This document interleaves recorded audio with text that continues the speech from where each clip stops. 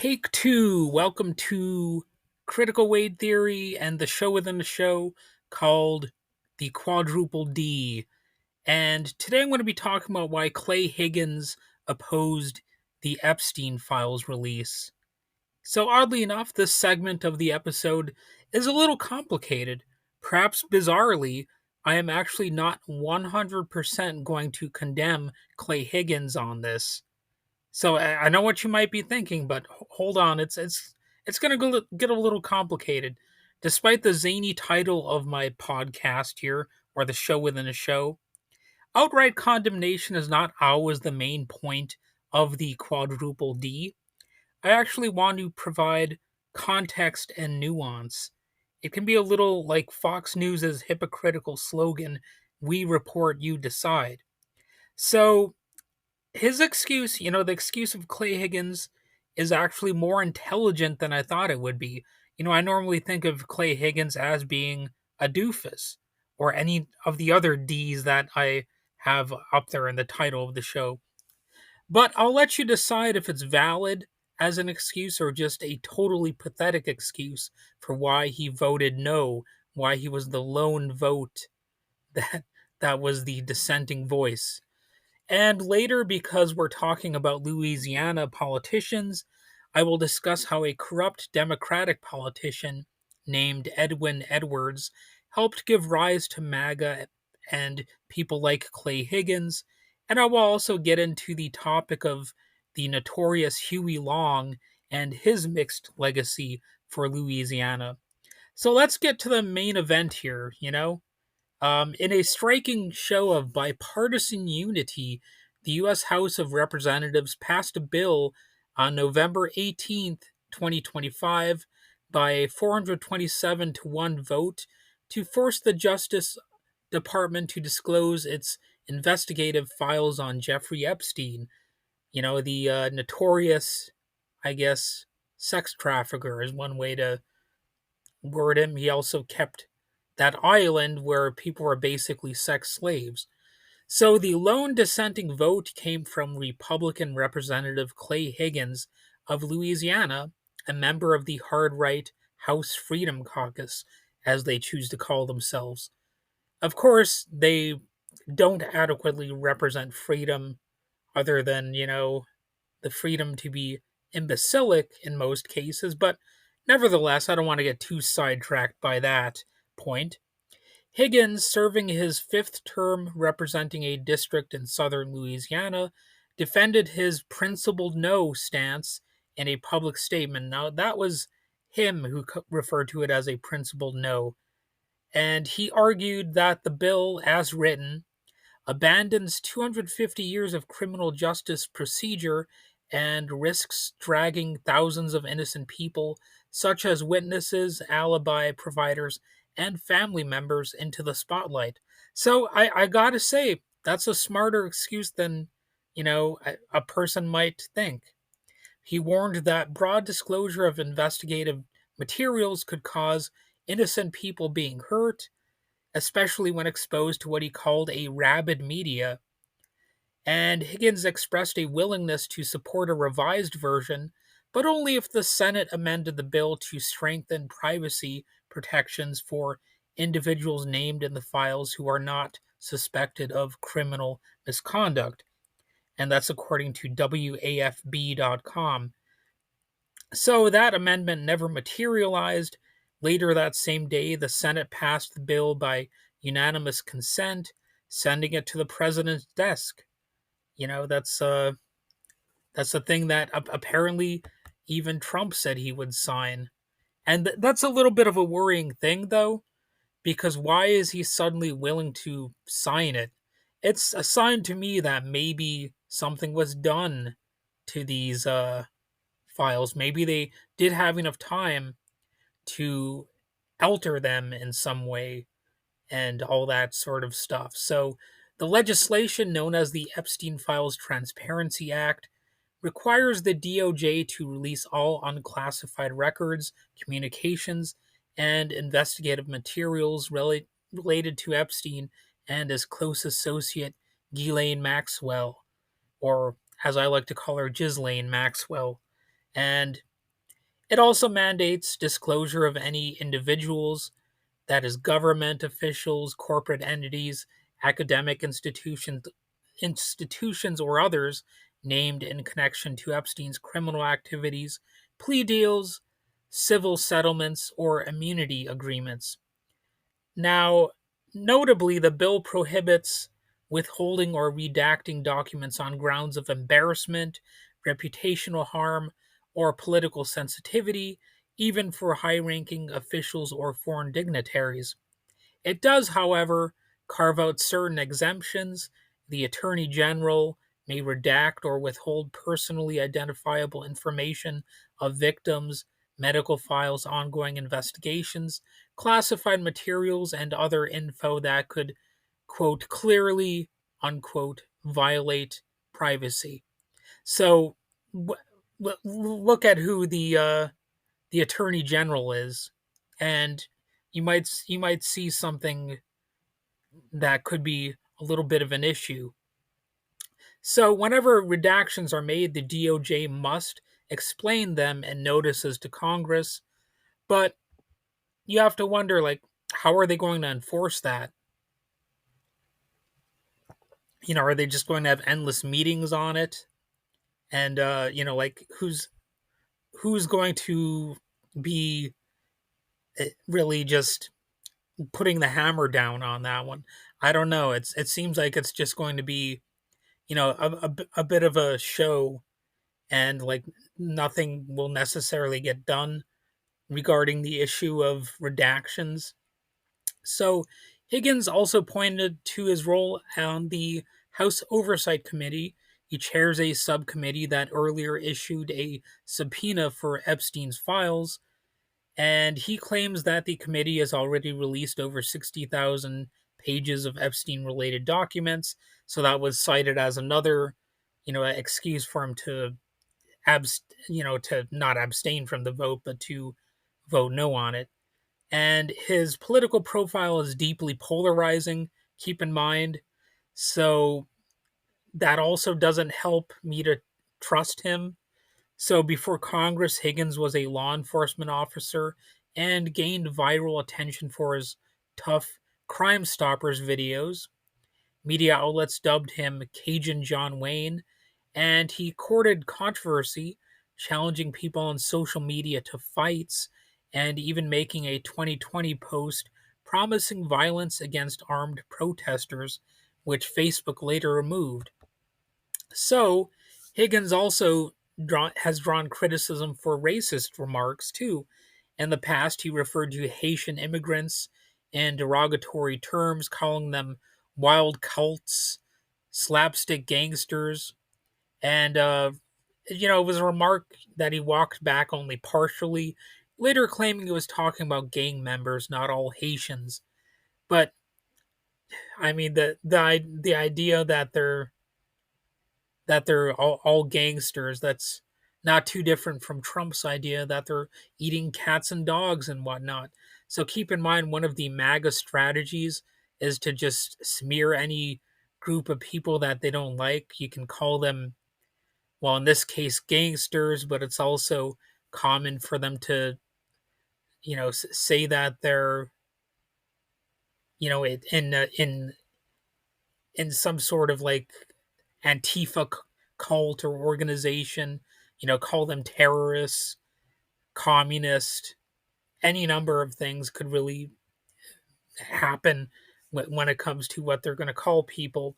So, from an anti authoritarian perspective, Higgins' opposition to the release of that, or to the bill becoming law, raises some complex questions, actually.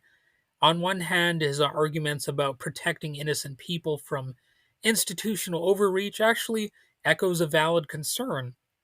And that's because the state's release of police or investigation files, even under the banner of transparency, can easily become a mechanism of social surveillance, shaming, or reputational damage.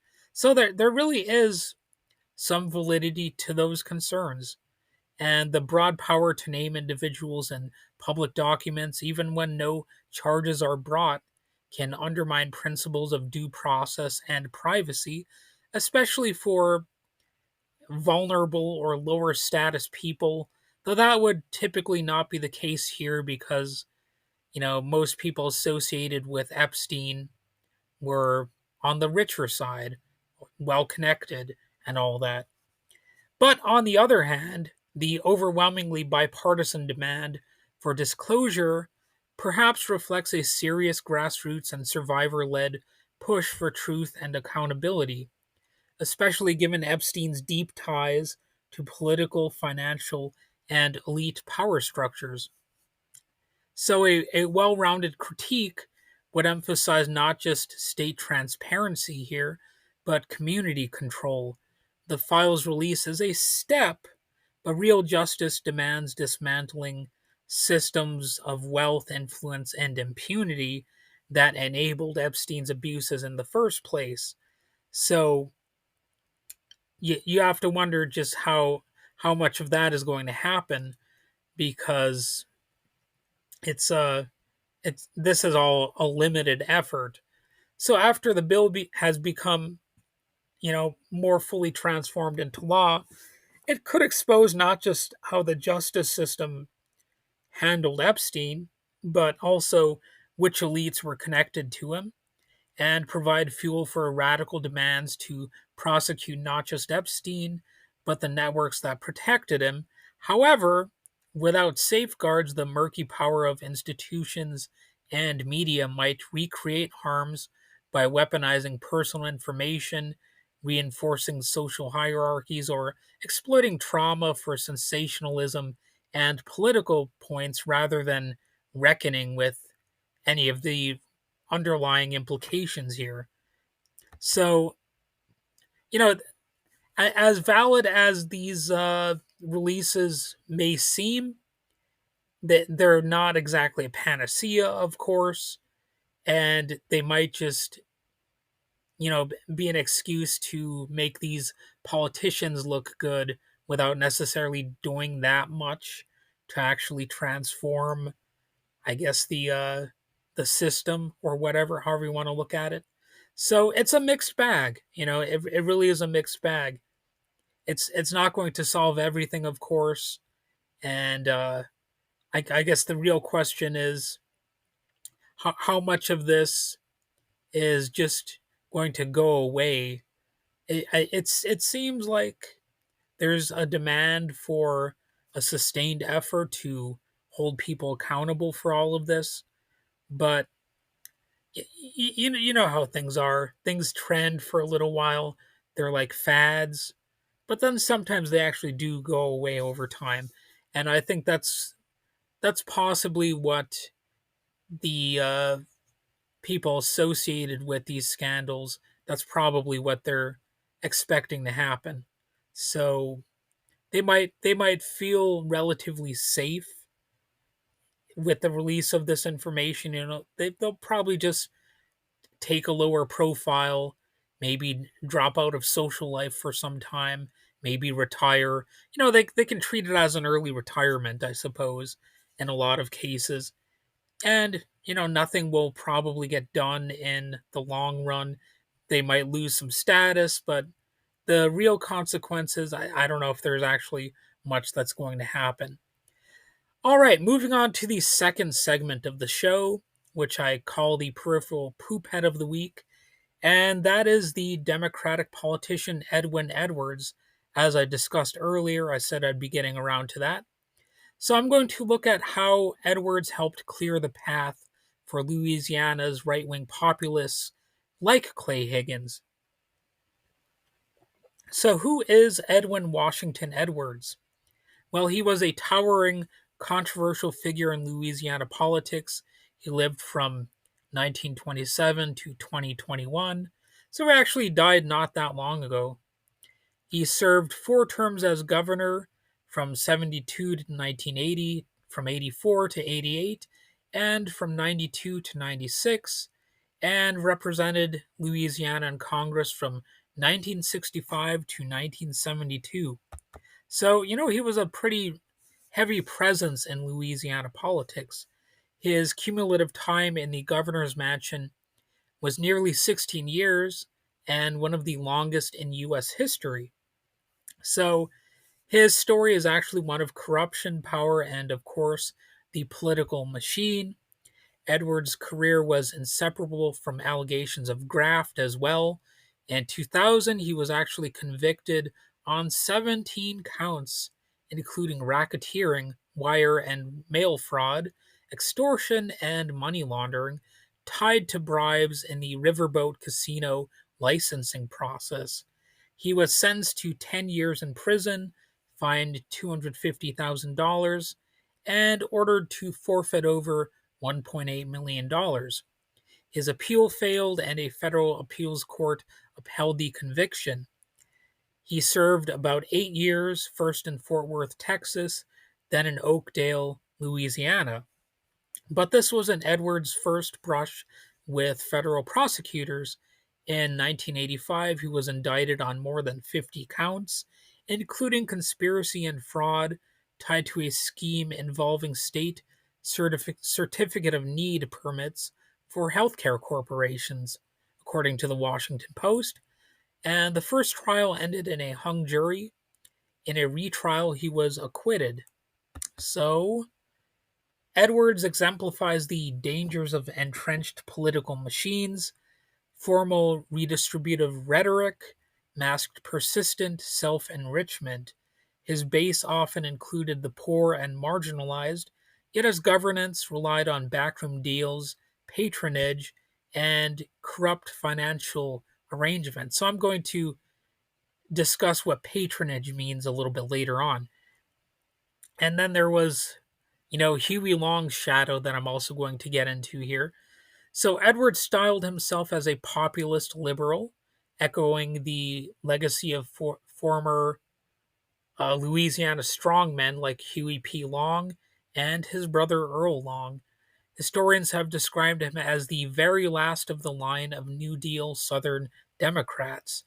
But while Long pursued a program of radical wealth redistribution through his Share Our Wealth initiative, or some might call it a scam, Edwards' policies were less ideologically driven and more plainly transactional, offering social programs but also deeply embedded in graft.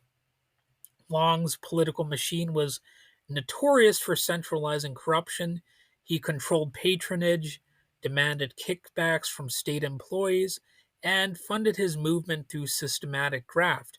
Edwards inherited a version of that culture, but instead of a genuine mass class based uprising, his machine built on showmanship, charisma, and access to power.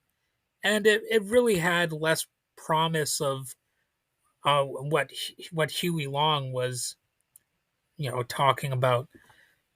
And there were moral contradictions, of course. Edwards' charisma helped him dominate Louisiana politics. He survived multiple scandals, natural disasters, and economic downturns. He famously won his fourth term in 1991 by defeating David Duke, an ultra conservative former Klansman, although you could say he's still a Klansman at heart. And, the Edwards campaign partly won by reminding voters that, corrupt as he was still preferable to David Duke. So his campaign even leaned into the public cynicism. Bumper stickers read, "Vote for the crook, it's important." So think about that. This is somebody who everybody knew was a crook. It was even, part of the humorous campaign. So that's wow. In a way, it's refreshing, I suppose, but you know, also things shouldn't get to that point. Uh, but his repeated re-elections also show the failure of genuine grassroots change.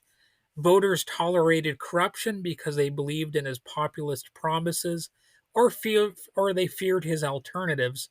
So, from a radical perspective, this reflects how structures can co-opt working class mobilization without really upending hierarchical systems and giving the people the real power.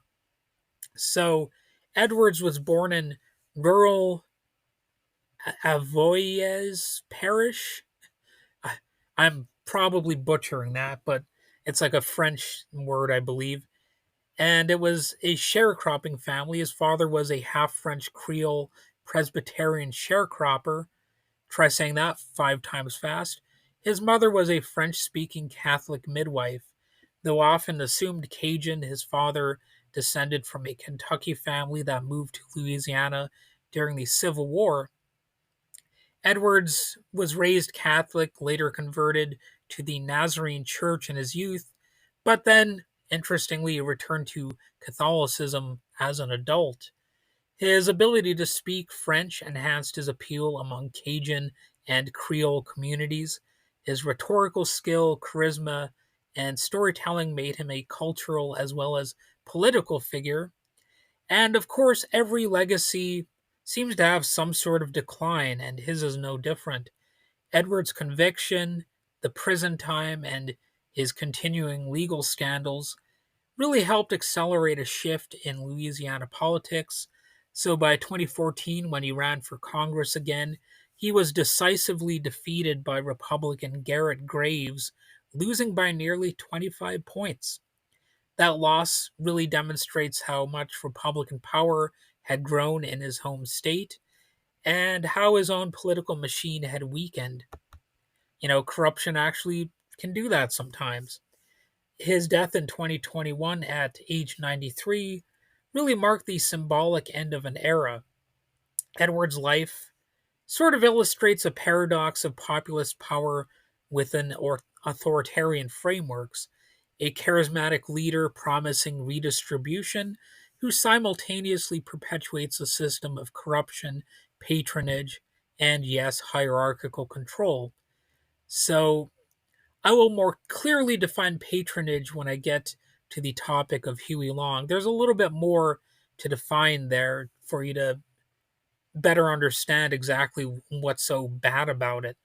So, I'm going to get into how Edwards helped clear the path for Louisiana's right wing populists. So, Edwards' downfall did more than end a political career, it triggered a cultural and ideological shift that reshaped Louisiana's power structure. For decades, Edwards symbolized a certain flavor of Louisiana politics. You had populist rhetoric paired with transactional governance, patronage networks, and flexible ethics. Many voters tolerated that because it felt familiar and because his opponents often seemed worse. But once the federal convictions hit, the long-standing public joke that Edwin might be a crook, but he's our crook, it really just turned into exhaustion. Voters who once accepted backroom deals as part of the Louisiana landscape began demanding something different. And that something different was quickly defined not by grassroots democracy, but by a rising conservative movement that weaponized Edwards' scandals to argue that the entire democratic political order in the state was rotten. Republicans used his corruption and the corruption of other Democrats as a cautionary tale, framing themselves as the clean alternative, even while their own coalitions rely on corporate money, policing power, and nationalist messaging, which is, of course, corrupt and dangerous in its own right. The result was a statewide shift that helped collapse the old Democratic machine and replace it with a new right wing bloc. Figures like Clay Higgins, who built his image as a law and order folk hero, benefited directly. Higgins' rise was fueled by public disillusionment with political insiders and old school Louisiana corruption. He portrayed himself as the opposite of machine politics, even though his brand leaned heavily on authoritarianism, on carceral populism, and right wing nationalism. His path to Congress depended on the political vacuum left after the Edwards era imploded. Once the state party that Edwards embodied weakened, Republicans had a clear opening to dominate rural parishes, sheriff's office, and evangelical networks. So the shift is instructive, really. When hierarchical systems crumble, they rarely give way to any sort of real liberation. Instead, they often simply make room for a different hierarchy. Edwards' corruption delegitimized Louisiana's democratic populists, but it did not delegitimize centralized power itself, which would actually be necessary for a more genuine people-centric societies to start taking shape. You need to have society actually be less centralized in order for people to have direct influence. And into that space stepped a new class of politicians who promised order and morality while expanding police authority, surveillance, and punitive social policy. So Higgins, with his militarized rhetoric and performative toughness, is a textbook example of power reclaiming itself under a new costume. So Edwards may not have intended to empower the right, and in fact, he campaigned against them by saying, yeah, at least I'm better than this other guy. But the contradictions of his long rule, charisma paired with graft, populism paired with patronage, made the shift more possible. When Edwards fell, the lesson large numbers of voters took was not that concentrated power is dangerous, but that the wrong people were wielding it. That misconception helped harden the conservative takeover that still shapes Louisiana politics today. So, all right, moving on to the third segment of our happy little episode, which I call the Fetid Fever Dream Flashback of the Week, and it's about Huey Long. So, Huey Long's biggest scandal is usually considered the Share Our Wealth power grab scandal, which included his near total control over Louisiana's political machinery, his alleged misuse of state funds, and the pressure he placed on public employees to support his political machine.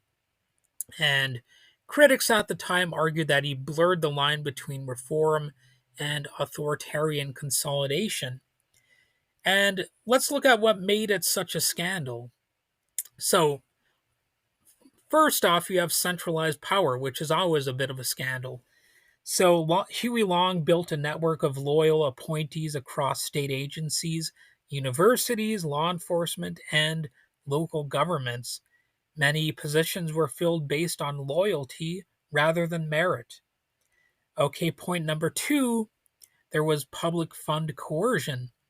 State employees often reported being required to donate a portion of their salaries to Huey Long's political organization.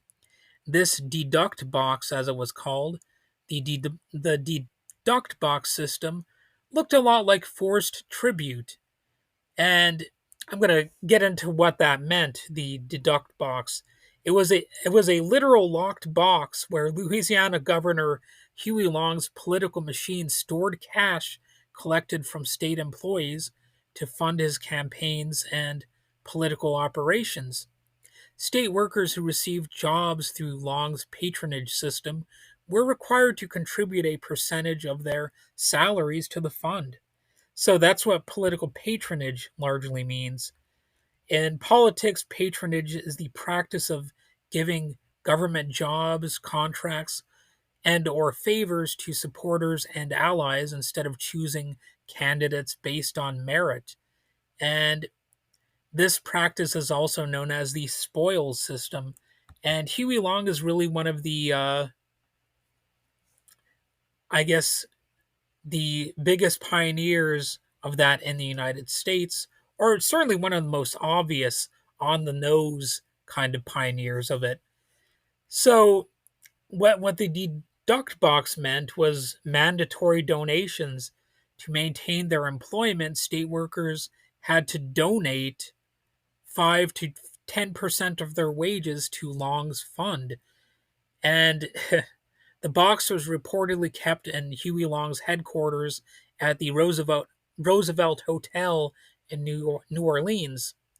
And it was a source of power. The system gave Huey Long a reliable funding source for his populist programs, campaign materials, and travel, which allowed him to build and maintain his political power independently of wealthy business interests.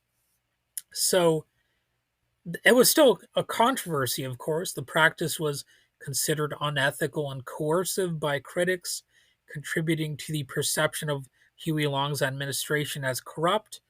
And in the wake of Long's death, civil service reforms were enacted in Louisiana to prevent such systems of political patronage. But there's also a mystery behind this, too, of course. The, what story doesn't have an element of mystery? So the physical deduct box was never found after Long's assassination in 1935. That's right, he was assassinated. And on his deathbed, when asked about its location by a confidant, Long's final words on the matter were reportedly, "I'll tell you later, Seymour." But apparently, he didn't get to tell anybody where it was, um, because apparently it was never found. Anyway, on to point three of why this was a scandal. There was the manipulation of state contracts. Long steered state contracts and public works money toward allies and businesses that backed him. So it was quite nakedly corrupt if you think about it. You know, well, you don't really have to think about it that much. That's just kind of what corruption is. And if that's not enough, point four is that he was targeting opponents. He used state police raids, that's right, police raids, tax investigations, and legislative maneuvers to weaken or punish rivals. Sort of like a dictator or an authoritarian. So, from the wacky opinion of anarchist types, it's another example of power concentration being the core problem of all of this stuff. Uh, I often on this podcast will assess things from sort of an anarchic perspective because a lot of these corrupt political figures actually seem to validate the anarchic critiques of power. So even though Long fought corporate monopolies and promised redistribution, he built a political monopoly of his own. And those silly Billy anarchic types would argue that swapping over one authority for another changes little. A state strong enough to break oligarchs is also strong enough to police dissent, reward loyalists, and create and entrench a new elite. So coercion undermines authoritarian goals, ultimately. So for the goofball radicals out there, voluntary association is non negotiable. The deduct box that I mentioned earlier stands out as a textbook violation of free association because workers could not realistically refuse if they wanted to keep their jobs. So public works do not justify authoritarian methods. And those crazy psychotic anarchic types might appreciate the investment in schools and hospitals and all that, but they would argue that material gains do not excuse a system built on command and allegiance. Infrastructure does not neutralize domination, and opposition suppression reveals the danger of charismatic central authority. So, if you were a critic of Huey Long, I mean, if he was allowed to get powerful enough, who knows what could happen to you? You know, you might face severe consequences. Like what could be inflicted by not just a dictator, but maybe a mob boss or something like that. And Long's persecution of opponents shows why anarchists will distrust leaders in a lot of cases. Well, in most cases, a single figure acting as both reformer and enforcer tends to drift toward rule rather than representation. So, from a radical viewpoint, Long's biggest scandal was not a specific incident, but the structural issue. He tried to dismantle corrupt power using a model that gave him even greater power and was, of course, corrupt unto itself. So the means contradicted the ends. he fought concentrated wealth while building concentrated authority, which goes hand in hand with, another system of wealth creation. And those goofball anarchist types would see it as repeating the same hierarchy, only in a different outfit. So that about wraps it up for today's episode. I'm interested in your opinions on this, on all these different topics that I raised here. Do you think that Clay Higgins actually had a point? Do you think he was coming up with a pathetic excuse? I'll let you decide that one. And if you have any comments, questions, or concerns about things that I said in this episode, go ahead and let me know about them. Anyway, have a good one. And obviously, have a cold. Have a good one.